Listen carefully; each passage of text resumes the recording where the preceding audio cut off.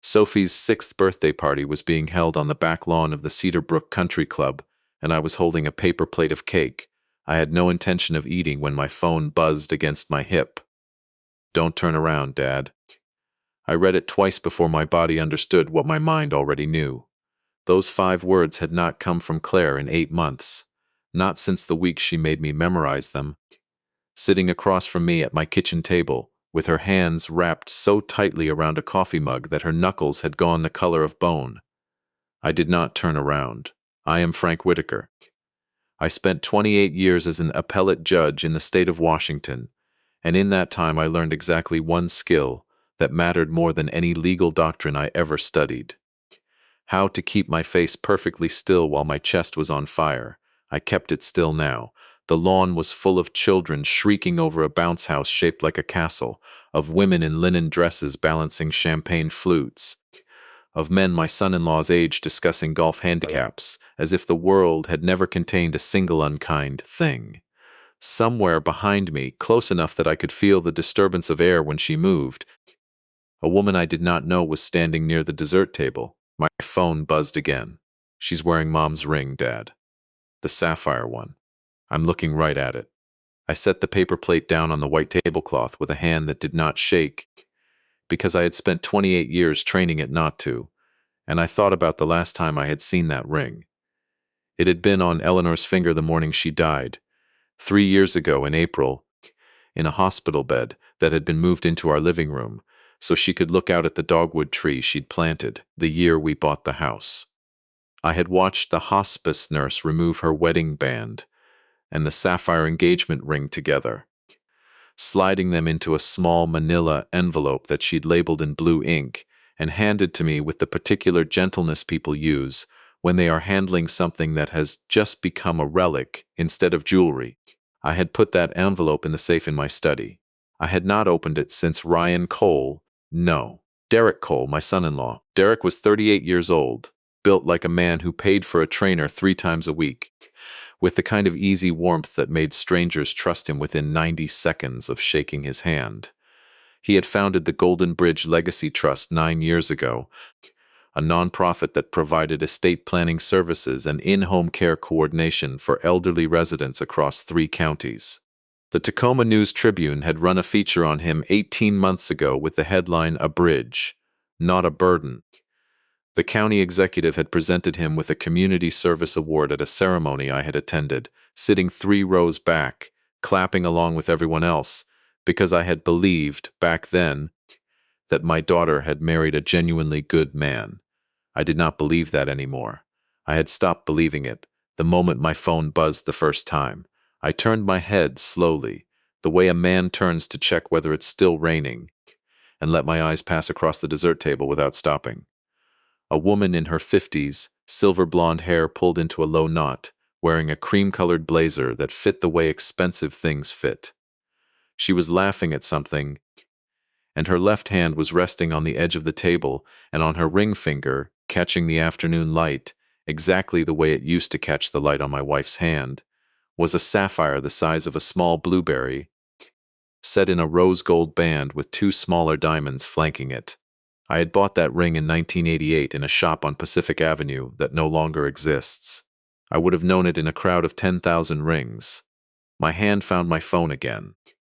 I did not text, I called. Claire answered on the first ring, her voice pitched low, the careful flatness of a woman speaking through a smile she was holding in place for an audience. "Hey, Dad, thanks for coming," she said. The words meant for anyone standing near her. "Where's Derek?" I said. Not a question, a location request. "He's doing the cake thing with Sophie in 10 minutes. Why?" The woman at the dessert table, silver hair, cream blazer. "Do you know her?" A pause brief enough that no one but me would have registered it as a pause at all. "That's Renata. She's on the Golden Bridge board." "Dad, why does your voice sound like that?" "I need you to do something for me, and I need you to do it like it's nothing," I said. "Find a reason to touch her hand. A hello, a compliment on her blazer, anything. Then walk away and text me what her ring looks like up close." Another pause, longer this time. "Dad, you're scaring me." "I know," I said. "I'm sorry, please. 4 minutes later, my phone buzzed a third time. Rose gold, sapphire, maybe 2 carats, two small diamonds on either side. Dad, that looks exactly like the ring in Mom's wedding photos. I stood very still in the middle of my granddaughter's birthday party, with the sound of children laughing all around me, and I understood, with the specific cold clarity that had served me for 28 years on the bench, that something had gone very wrong in my family a long time before that afternoon, and that I had simply not been looking in the right direction to see it. I want to go back, before I tell you what I found in the weeks that followed, and tell you how Claire and I built the phrase that saved both our lives. It matters, because everything that came after only worked because of what came before. 8 months earlier, on a rainy Tuesday in October, Claire had shown up at my house unannounced at 9 in the morning, which she never did because Derek didn't like her schedule disrupted without notice, a fact I hadn't thought much about until I understood what it actually meant. She sat at my kitchen table with Sophie's old baby monitor still clipped to her belt out of habit, even though Sophie hadn't needed it in 3 years. And she told me in a voice so controlled it frightened me more than tears would have that she thought Derek had been reading her emails, not accusing him, thinking it, wondering out loud, the way you wonder about something you're afraid might be true. I had asked her why she thought that. She had said a donor had mentioned something to Derek that she'd only discussed with her sister over email, something small, nothing that mattered on its own, except that it shouldn't have been possible for him to know it. I told her that if she was ever in a situation where she needed help and could not say so out loud, we would build something between us that only the two of us would understand. She had looked at me the way she'd looked at me when she was 9 years old and afraid of the dark, trusting me to fix something I didn't yet know how to fix. We wrote it on a napkin, crossed it out, tried again. Don't turn around, Dad was not the first phrase we considered. It was the fourth. We chose it because it was something a daughter might plausibly text a father at a crowded event for 100 harmless reasons, a surprise, a joke, a photograph, and because it carried a built-in instruction. Don't react. Don't look. Stay exactly as you are until you understand what's happening. We had never used it, not once, in 8 months, until that lawn full of children and cake and a stranger wearing my dead wife's ring. I left the party 20 minutes later, kissing Sophie on the top of her head, telling Claire I had a headache, shaking Derek's hand at the door, while he told me how glad he was I'd come, his grip warm and firm and exactly as long as it should have been. I drove home with both hands on the wheel at 10 and 2, the way they teach you in driver's education, because it was the only way I could think of to keep myself from shaking. I did not sleep that night. I sat in my study with the safe open in front of me and the manila envelope in my lap, the one the hospice nurse had handed me 3 years earlier, and I opened it with fingers that had gone strangely numb. Inside was Eleanor's wedding band. Plain gold, worn thin on the inside from 41 years of wear. The sapphire ring was not there. I sat with that fact for a long time. I am not, by nature, a man who panics. 28 years of reading briefs and weighing evidence had trained something into me that felt, in that moment, less like discipline and more like armor, a way of holding a fact at arm's length long enough to examine it before it could reach my heart. I told myself there were a dozen explanations. The nurse had made an error. The ring had been sent for cleaning and never returned. I had moved it myself in some fog of grief I no longer remembered. I did not believe any of those explanations, and by 3 in the morning I had stopped pretending to myself that I did. The hospice agency that had cared for Eleanor in her final 6 weeks was called Harborview Home Care, a name I had chosen from a list Derek had handed me, back when I still trusted every list Derek handed me, because he had told me his foundation worked closely with them and could get us a coordinator within 48 hours, instead of the usual 3-week wait. I found the number for Harborview in an old file box in my closet and called first thing the next morning. The woman who answered told me, with the polite regret of someone reading from a script, that Harborview Home Care had ceased operations 11 months earlier. Dissolved, she said, reorganized under a new name. She wasn't authorized to share further details. I sat in my study afterward and thought about Renata's hand on the edge of a dessert table, and the particular weight of a sapphire ring catching afternoon light, and I understood that I was no longer looking at a lost piece of jewelry. I was looking at the loose thread of something much larger, something that had been sewn into my family long before I noticed the seam was crooked. I called an old friend that afternoon, a man named Sam Okafor, who had spent 30 years as a defense attorney before retiring to a life of fly fishing and, as far as I could tell, deliberate underachievement at crossword puzzles. Sam had a way of listening that made you feel like the most important case he'd ever taken, even over the phone, even when you were an old friend calling out of nowhere with a story that sounded, even to your own ears, faintly unhinged. "Say all of it again," he said once I'd finished, slowly. "From the ring," I said it again, slowly. "From the ring." When I finished, there was a long silence on the line. The kind Sam used to let hang in a courtroom right before he asked a question that would break a witness open. "Frank," he said, finally, "you're not going to like what I say next. Say it anyway. You need someone who does this for a living, not a retired lawyer with a fly rod. Someone who can pull corporate filings, dissolved business records, the paper trail on this Harborview outfit, without leaving fingerprints that get back to Derek before you're ready." A pause. "I know somebody. She used to run financial crimes investigations for the Bureau out of the Seattle field office. Left 3 years ago. Started her own risk advisory firm. If there's a paper trail here, Diane Marsh will find the end of it. Call her," I said. "I'll call her tonight," Sam said. "And Frank, until she tells you otherwise, you go on being exactly the man you were at that birthday party. Pleasant, boring, a grandfather with a headache. You understand me?" I understood him. Diane Marsh called me herself the following morning at 7:15, her voice carrying the particular alertness of someone who considered sleeping past 6 a character flaw. She asked me to tell her everything, in order, without editorializing, and when I finished she was quiet for exactly 4 seconds before she spoke again.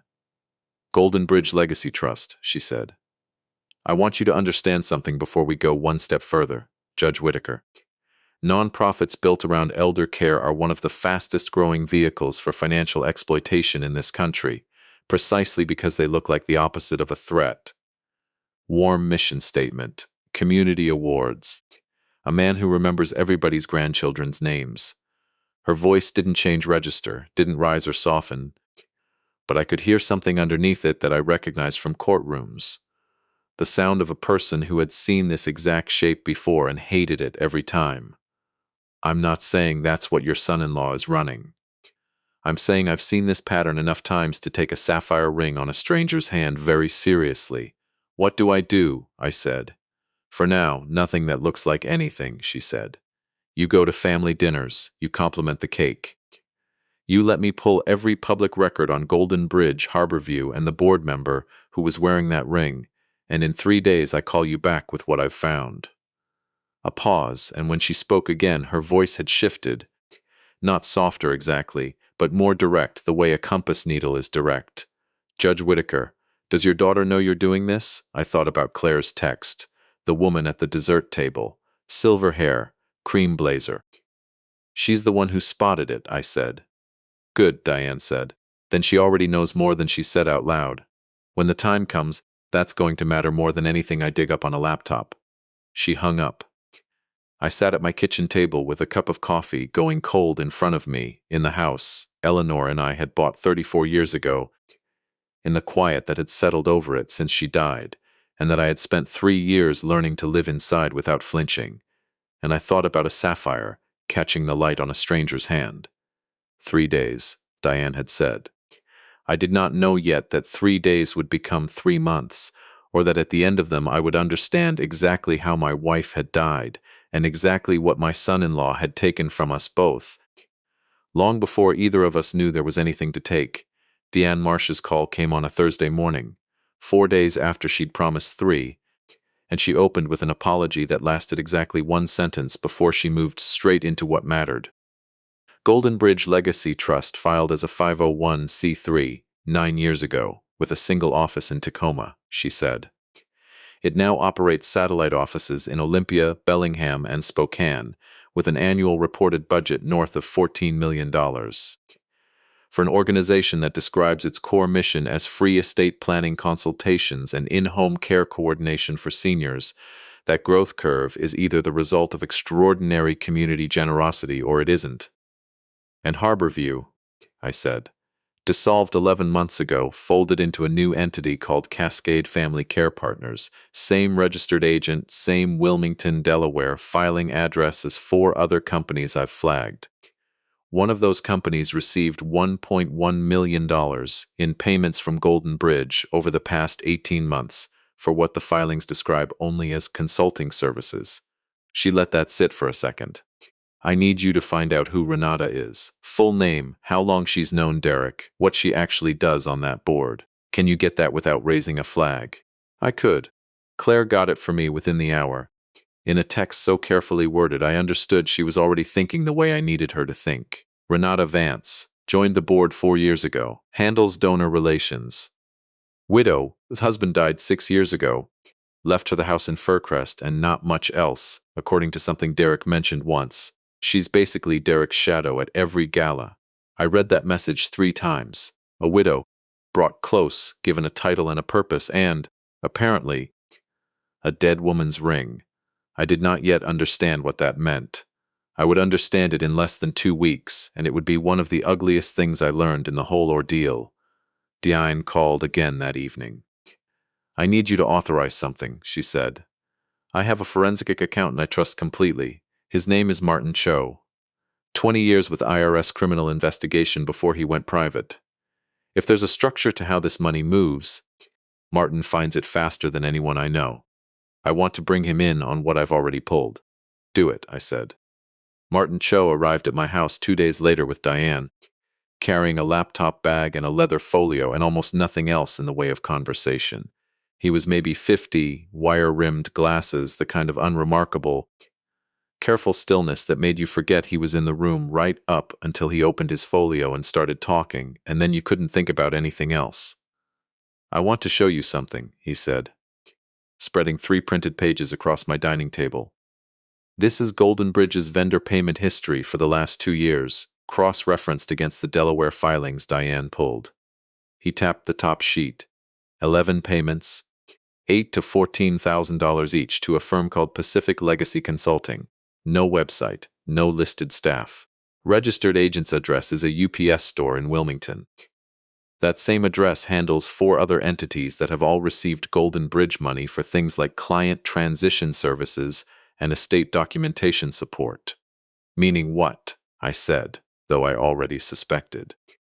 Meaning somebody built a laundering structure and dressed it up as elder care consulting, Martin said, without inflection, the way he said everything. I've traced roughly $9.3 million over 3 years that I cannot connect to any legitimate program expense. It moves through these shells and comes out the other side in accounts I haven't fully mapped yet. I need more time and, ideally, physical documents. Bank statements don't tell me who signs the checks. Diane leaned forward. Which brings us to the part you're not going to like, Frank. I haven't liked anything since the birthday party, I said. Go ahead. We need a name. A real starting point, someone Golden Bridge has approached, someone in your own circle if possible, someone we can talk to who might already suspect something's wrong. Cold outreach to strangers gets us nowhere. We need somebody who trusts you. I thought about it for exactly as long as it took me to picture my next-door neighbor, and then I felt something cold settle low in my stomach. Roy Callahan lived on the other side of my hedge, in the house he and his wife Dottie had bought in 1987, the same year Eleanor and I bought ours. Dottie had died 4 years ago of a stroke, and Roy had spent every year since keeping her rose garden exactly as she'd left it, out of what I had always assumed was simple, uncomplicated love, and had never once considered might also make him a target. Roy's son Kevin had lost his construction business during the pandemic and had been, as far as I knew, drowning in debt ever since. Roy, I said out loud, and Martin Cho, who had never met Roy Callahan and never would unless things went very wrong, wrote the name down in a small notebook without asking a single question about who he was. Frank, Diane said gently, before we go any further, I need you to hear something. and I need you to actually hear it, not just nod. If Golden Bridge has approached your neighbor, that is not a coincidence. That means someone has been building a target list, and it means your family's proximity to that list is not incidental either. Your wife was one of Golden Bridge's own hospice referrals. That is not a detail I'm comfortable leaving unexamined. I did not sleep well after that conversation, and I told her so, and she told me, flatly, the way she told me everything, that sleeping well was not currently on the agenda. The break came from a direction I hadn't expected. 10 days later, through a friend of Roy's I'd never met. Roy had mentioned over the hedge one Saturday morning while I was pretending to prune something. I had no intention of pruning, that Kevin had been talking to a financial wellness advisor recommended by a nonprofit, someone who'd suggested restructuring Roy's assets to protect them from future long-term care costs, an arrangement that would place the deed to Roy's house, and most of his savings under a trust managed, conveniently, by the very organization that had recommended the restructuring in the first place. I had asked, as casually as I knew how, whether the advisor had mentioned Golden Bridge by name. Roy had looked at me with the mild, unbothered surprise of a man whose neighbor had never once asked him a personal question in 19 years of hedge-trimming small talk. "Matter of fact, yes," he said. "Nice fellow," said his boss, "the fellow who runs the whole outfit, is married to somebody's daughter around here. Small world." I had gone inside and called Diane before I'd finished setting down my pruning shears. 2 days after that, I sat across a kitchen table from a man named Harold Griggs, 79 years old, straight-backed, sharp-eyed, a retired longshoreman who had served 2 tours in Vietnam and had, according to a VFW acquaintance of Sam's, been asking pointed questions of a Golden Bridge representative who'd shown up unannounced at his apartment 3 weeks earlier. Harold poured me coffee without asking if I wanted it and sat down across from me with his own mug held in both scarred hands. "You're the judge," he said. "Not a question." "I am. Figured somebody like you would come around eventually." He took a slow sip. That young man who visited me, real friendly, brought a woman with him, a nurse practitioner type, said she wanted to do a quick wellness check, on account of the foundation caring about the whole person, not just the paperwork. His jaw tightened almost imperceptibly. Started me on a supplement. Little brown capsule twice a day, supposed to help with inflammation. Did you take them? Took them for 11 days, Harold said. Started forgetting things. Which stove burner I'd left on. Whether I'd already called my daughter that week. I've never forgotten a single thing about my daughter in my life. He set his mug down with a controlled precision that told me exactly how much anger lived under that stillness. I flushed the rest and started taking a plain vitamin D capsule out of the Sambusel, so if anybody checked, it'd look the same. Nobody's checked. "Yet the paperwork," I said. "Did they bring you anything to sign?"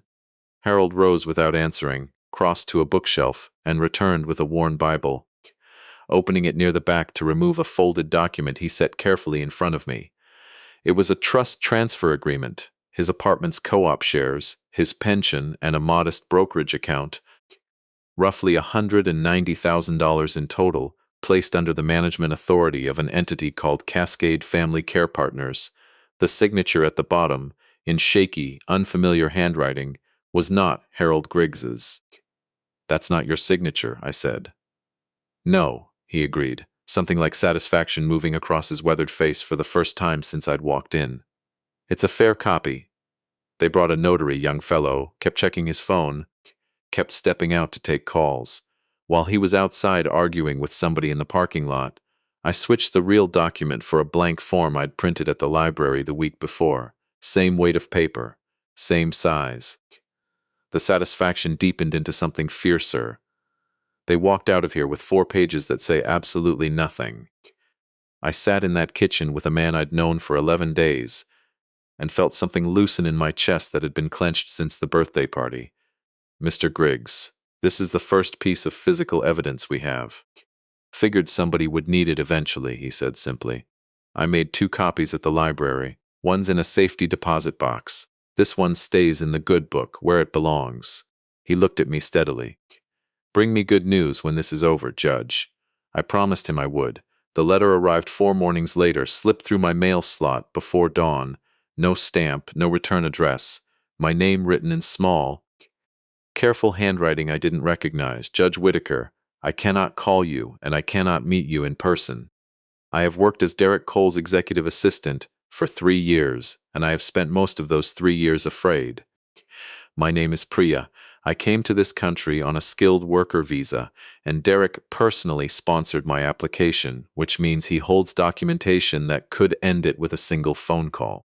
He has made that very clear to me on more than one occasion. I know things. I know about the hospice contracts. I know about the ring. I know your wife's file. And I know what was changed in it 3 weeks before she died. And I have not been able to sleep properly since I found it. I want to help you, but I need to know someone will protect me first. If you are willing, leave a folded newspaper on the third bench outside the Proctor District Library tomorrow at 9 in the morning. I will find you. I read that letter standing in my own doorway in the cold, and the sentence "I know what was changed in it 3 weeks before she died" went through me like something physical, a hand closing around a bone. I had spent 3 years believing my wife's death was simply the shape grief takes when cancer runs its course on its own schedule.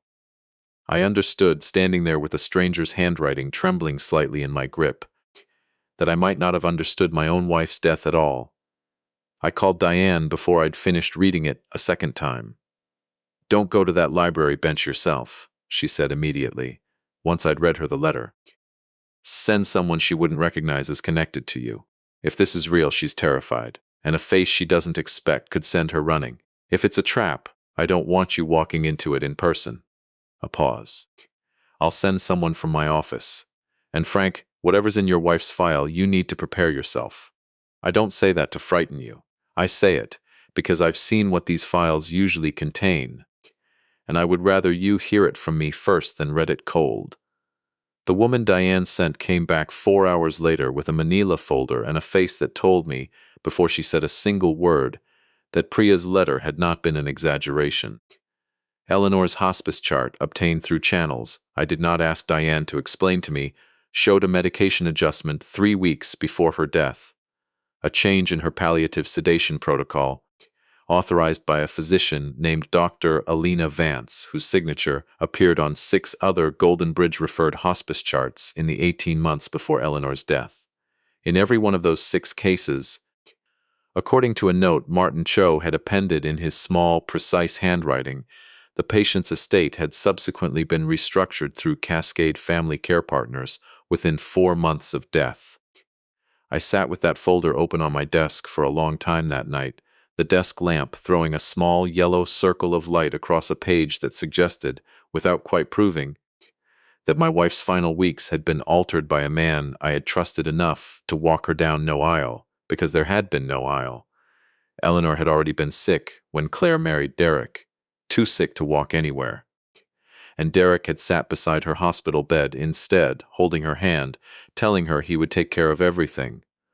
I thought about the sapphire ring catching afternoon light on a stranger's hand, and I understood, finally, exactly what it had been doing there. It was not carelessness. It was not a stolen souvenir passed along by accident. It was a trophy, deliberately worn in front of me by a man secure enough in his own untouchability to let his mother-in-law's ring glitter 3 feet from my face at my granddaughter's birthday party, because he wanted me to see it, or because he simply no longer believed anyone could take anything away from him. I called Diane one more time that night, past 11, and she picked up on the first ring the way she always did. "I need to meet Priya," I said. "In person.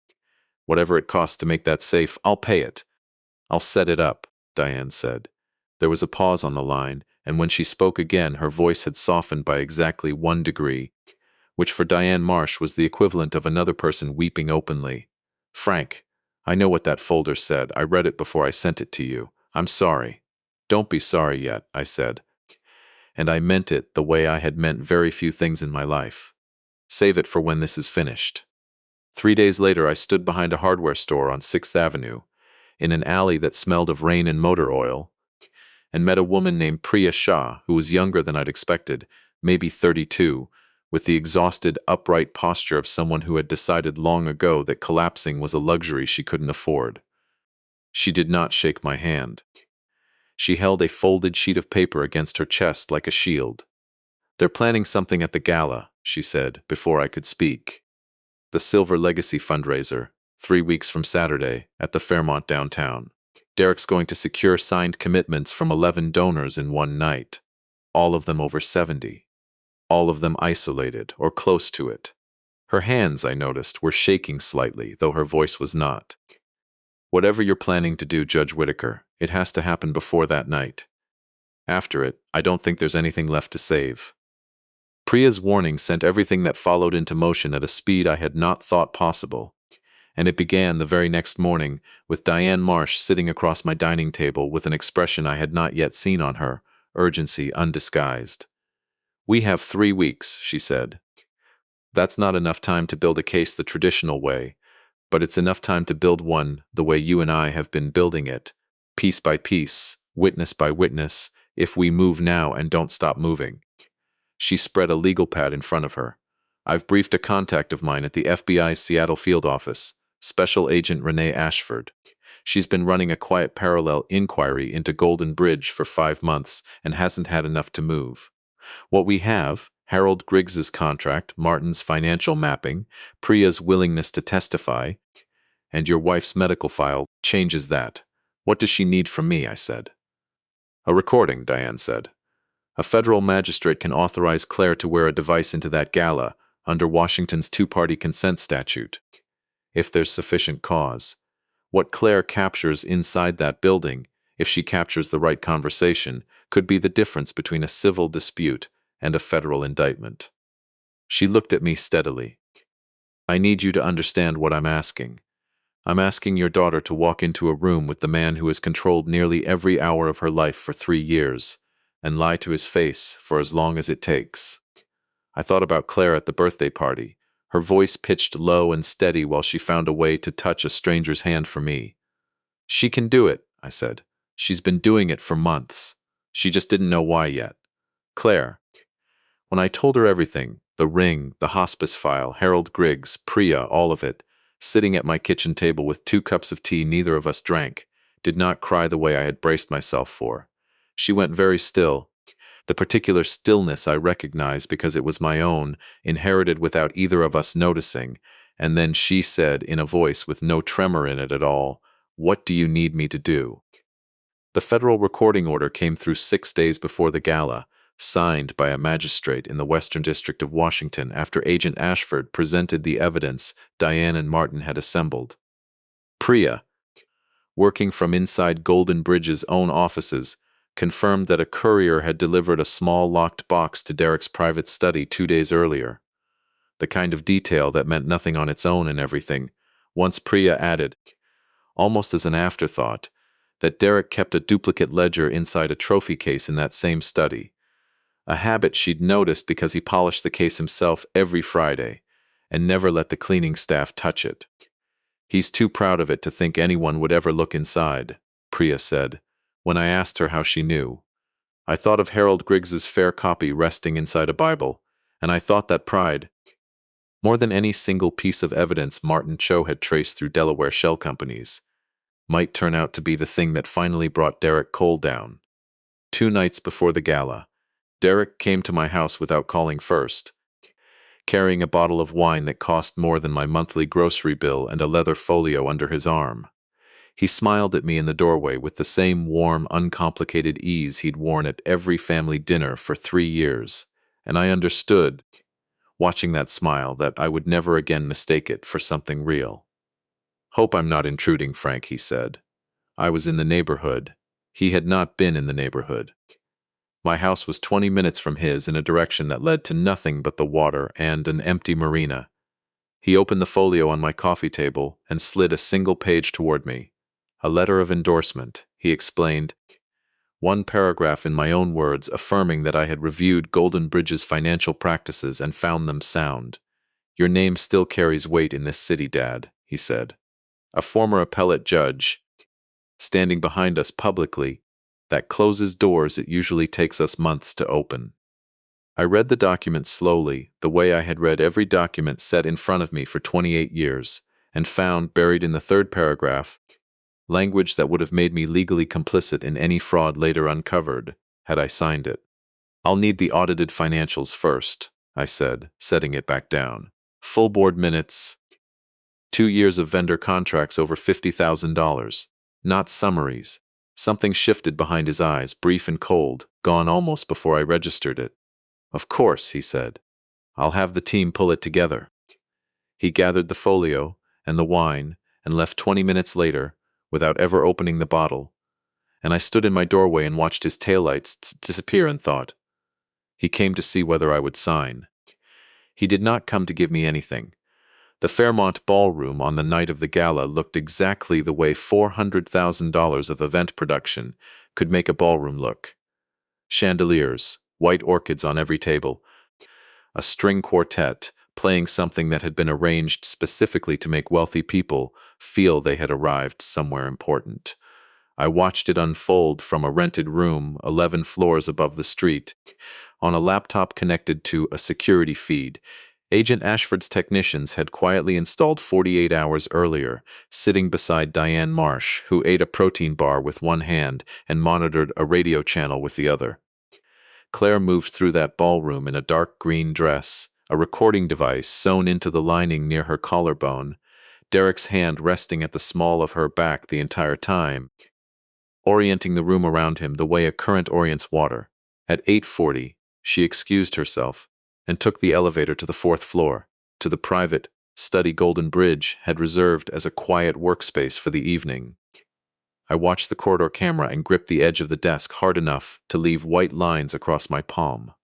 She was inside for 90 seconds before the door opened again, and Derek appeared in the corridor behind her, moving with the relaxed certainty of a man who already knew exactly how the conversation would end.